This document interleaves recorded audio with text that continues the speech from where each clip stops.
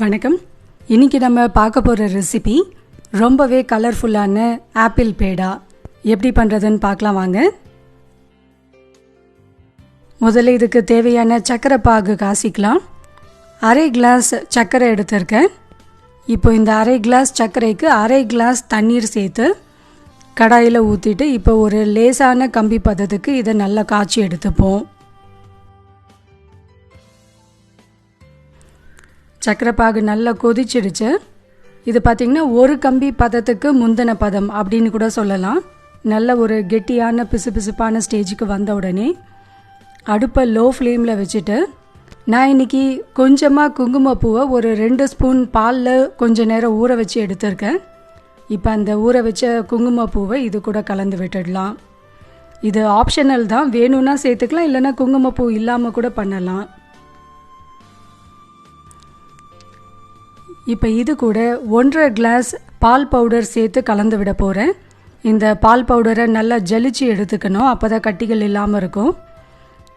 இந்த பால் பவுடரை மொத்தமாக சேர்க்காமல் கொஞ்சம் கொஞ்சமாக இது மாதிரி சேர்த்து நல்லா கைவிடாமல் கலந்தோன்னே நல்ல ஒரு கெட்டியான பதத்துக்கு இது வரும்.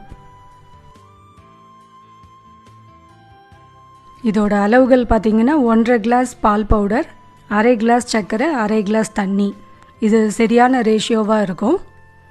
அதனால் நம்ம கரெக்டாக அளந்து வச்சு எடுத்தோன்னே கரெக்டான பதத்துக்கு வரும். இப்போ இதை நல்லா கைவிடாமல் கலந்து விட்டுட்டே இருக்கணும். ஒரே ஒரு ஸ்பூன் நெய் மட்டும் இது கூட சேர்த்துக்கலாம். 1 ஸ்பூன் இல்லைன்னா மேக்ஸிமம் 2 ஸ்பூன், அதுக்கு மேலே இதுக்கு நெய் தேவைப்படாது. நெய்யும் சேர்த்து நல்லா கலந்து விட்ட பிறகு இது பார்த்திங்கன்னா கடாயில் ஒட்டாமல் நல்லா சுருண்டு வரும். இப்போ இது ஆல்மோஸ்ட் ரெடி ஆகிடுச்சு. நான் அடுப்பை ஆஃப் பண்ணிவிட்டு அந்த சூட்டுலேயே இப்போ இதை நல்லா கலந்து விட போகிறேன்.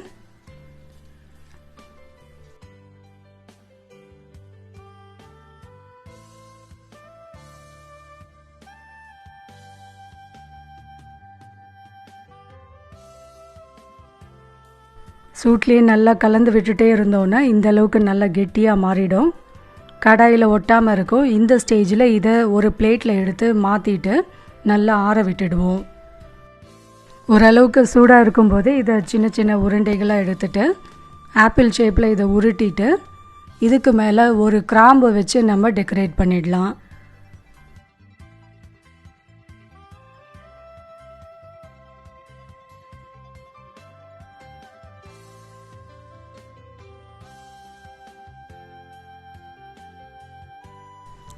எல்லா பேடாவையும் இது மாதிரி ரெடி பண்ணி வச்சுக்கலாம்.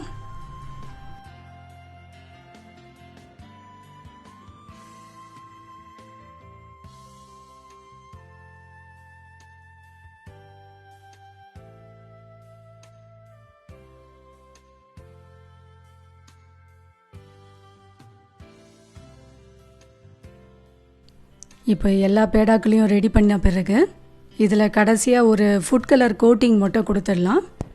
நான் இன்றைக்கி ரெட் கலரோட ஃபுட் கலர் தான் எடுத்திருக்கேன்.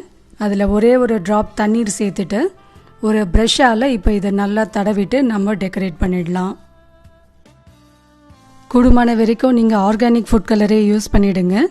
இன்கேஸ் நீங்கள் நார்மல் ஃபுட் கலர் யூஸ் பண்ணுறதா இருந்தால் அதில் சால்ட் கலந்துருக்காங்களான்னு மட்டும் கன்ஃபார்ம் பண்ணிவிட்டு அதுக்கப்புறமா ஆட் பண்ணுங்கள்.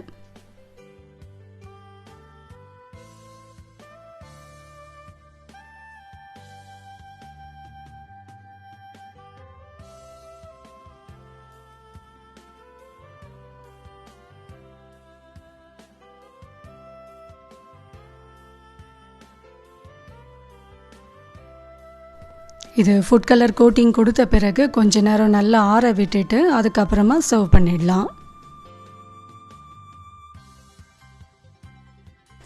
ரொம்ப கலர்ஃபுல்லான நம்மளோட ஆப்பிள் பேடா ரெடி ஆகிடுச்சு. இந்த ரெசிபி எல்லாருக்கும் பிடிச்சிருக்கோன்னு நினைக்கிறேன். பிடிச்சிருந்தால் லைக் பண்ணுங்கள், கமெண்ட் பண்ணுங்கள். இந்த மாதிரி வீடியோஸ் நிறைய உங்களுக்கு அப்டேட் உடனுக்குடனே கிடைக்கிறதுக்கு நம்மளோட சேனலை மறக்காமல் சப்ஸ்கிரைப் பண்ணி வச்சுக்கோங்க. தேங்க்யூ.